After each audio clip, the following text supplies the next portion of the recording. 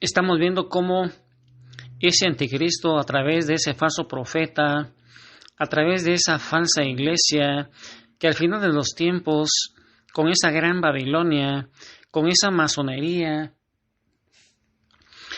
con ese marxismo y ese homosexualismo que se ha infiltrado en nuestra iglesia en los últimos tiempos, a partir del año de 1960, ahí en el Concilio Vaticano II, ese marxismo ha cobrado tan gran auge y probablemente vaya a establecer un nuevo orden mundial. Ese falso profeta, que su objetivo es abolir la misa para que se siente el anticristo ahí en el trono de San Pedro y él venga a decir que él es el verdadero Cristo, que ya no es necesario adorarlo porque él está aquí presente, va a destruir esa gran Babilonia con una gran guerra y va a traer un nuevo orden mundial, un nuevo orden en donde ya no haya Eucaristía y haya una iglesia fiel, pero va a ser perseguida, la van a ver como verdaderos enemigos, y esa falsa religión cristiana del pseudoprofeta va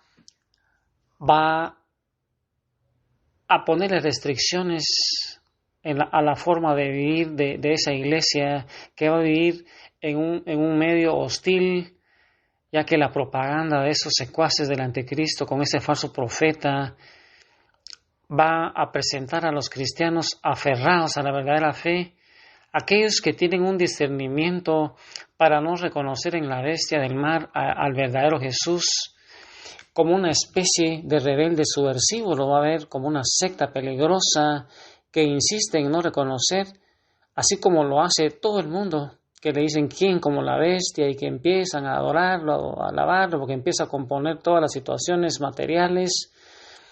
Ese resto del mundo va a creer que Cristo ha venido a la tierra en su segunda venida, pero no así esa iglesia fiel, porque esa iglesia fiel cree en Jesús y sabe cuáles son las señales de los tiempos y que ese anticristo va a querer venir a usurpar con ese reino de paz, con ese reino de justicia prometido desde la antigüedad por los profetas de Israel. Eso lo va a querer hacer el anticristo.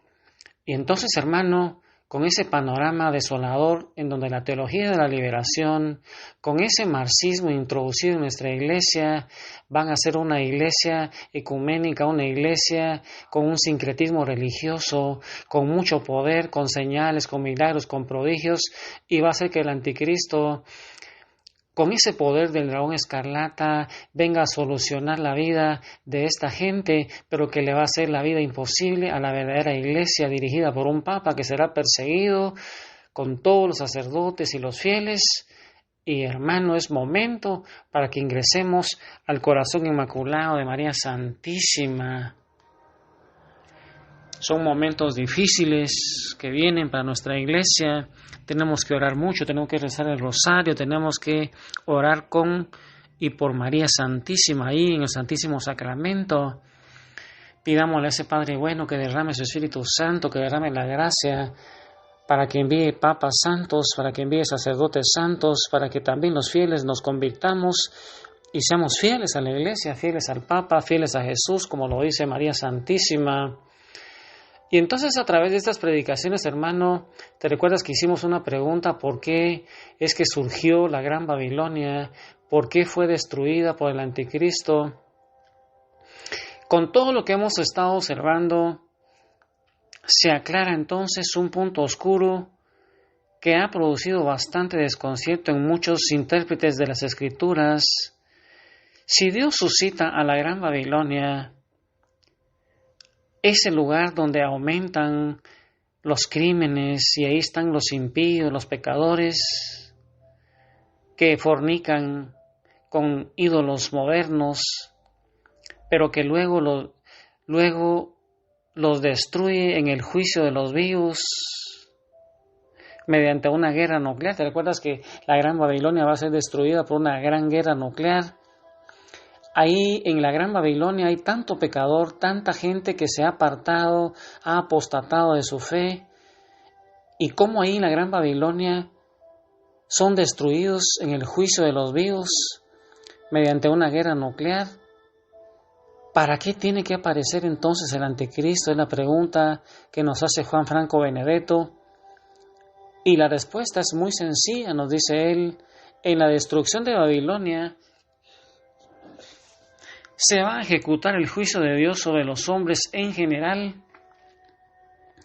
Con la destrucción de Babilonia, entonces, se ejecuta el juicio de Dios sobre los hombres en general, mientras que cuando la impostura del anticristo llegue, esa impostura va a servir para enjuiciar a los cristianos, los que no forman parte de esos santos arrebatados al encuentro con el Señor, para separarlos de aquellos de la verdadera fe, que van a reconocer al anticristo como un impostor, de aquellos cristianos de nombre que serán seducidos por el falso Cristo y por esa falsa religión cristiana dirigida por ese falso profeta. Y hermano, mira cómo es que va a ir sucediendo todo esto. Ahí se va aclarando cómo es el juicio, que en la gran Babilonia, con esa destrucción, se van a destruir. Va a haber un juicio para todos los hombres en general, pero cuando ya el anticristo se coloque ahí en ese lugar, en el Vaticano, también con un falso profeta, aboliendo la misa, ahí va a enjuiciar a los cristianos, aquellos cristianos que no forman parte de los santos arrebatados al encuentro con el Señor, como vamos a ir viendo paulatinamente. Ese juicio, cuando esté el anticristo, va a servir para separar a aquellos de verdadera fe, que van a reconocer al anticristo, pero como un impostor, de aquellos cristianos que no se prepararon, que no están, aquellos cristianos nada más de nombre, que tal vez llevan algunas festividades. Tú puedes ver ahí en la iglesia, hermano, que menos del 9% de los católicos son los que verdaderamente están sirviendo en la iglesia, que están en un proceso de crecimiento, un proceso de santificación. Ahí va a ser la diferencia entre la iglesia fiel y esa iglesia apóstata. Estos cristianos de nombre van a ser seducidos por el anticristo y por ese falso profeta, con esa falsa religión cristiana que está queriendo dar paz a ese mundo posguerra, después de la destrucción de la Babilonia, en donde va a venir a distribuir las riquezas, así como lo quiso hacer el comunismo. Recuerda, hermano, que el marxismo se infiltró en nuestra iglesia con esa teología de la liberación, donde en los años 60 muchos sacerdotes, muchos obispos se levantaron en armas para destruir las riquezas de los terratenientes y distribuirlas según ellos a los pobres, porque el marxismo cree que la lucha de clases es la que hace infeliz al hombre, la que hace que haya guerra. Y entonces ellos, creyendo que se acaba la guerra, van a darle esa gran autopista al anticristo con todas esas enseñanzas. Y hermano, al final de los tiempos va a haber una gran persecución para aquellos católicos que querramos vivir una verdadera fe. Y hoy, hermano, ahí en el corazón de María Santísima, yo te invito hoy para que medites este texto de San Mateo 24, 15, 18. Ahí Jesús nos exhorta para que huyamos. Y mira, hermano, cómo nos dice San Mateo 24, 15, 18.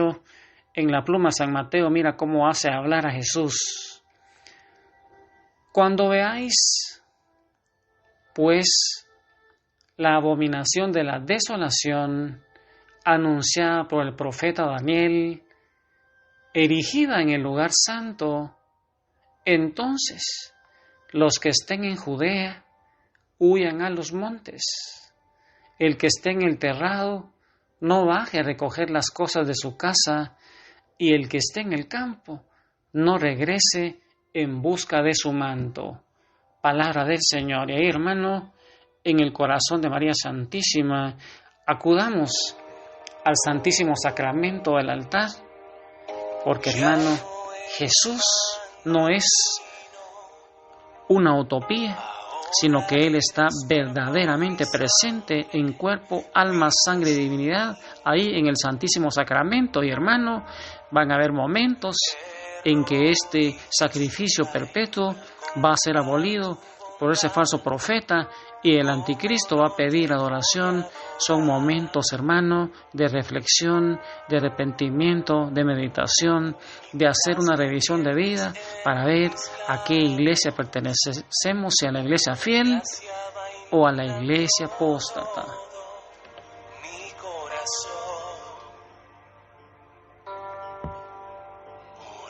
Esa paz que me llena de alegría mi ser, ¿cómo no te voy a adorar?